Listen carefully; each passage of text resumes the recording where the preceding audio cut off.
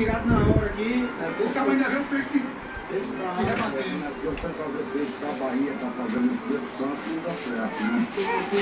tu mantém a torta do tio sempre solta ou às vezes solta, às vezes reta.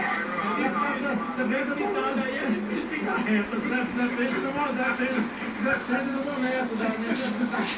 O que leva o próprio capixaba a gostar tanto da muqueca? Então, o muqueca é a nossa marca aí, né? Então, a gente tem que gostar das coisas da gente. Tem que mostrar para os outros também, convidar, chamar.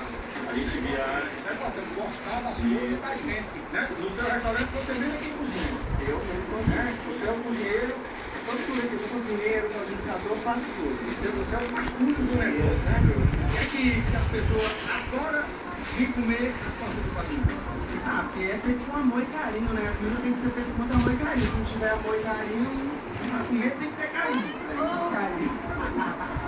E a muqueca tem essa tradição de fazer a família trabalhar junto aqui. Tá vendo esse casal que tem esse restaurante aqui na linha da saída?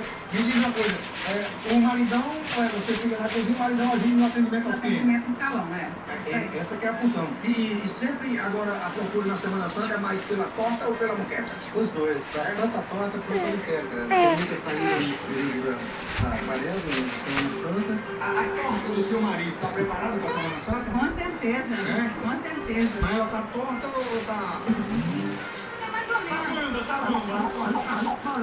Quando se fala em tradição de muqueca, de torta capixaba, de tudo que é da culinária capixaba, agora que a gente não podia deixar de conhecer pirão. O que é que as pessoas...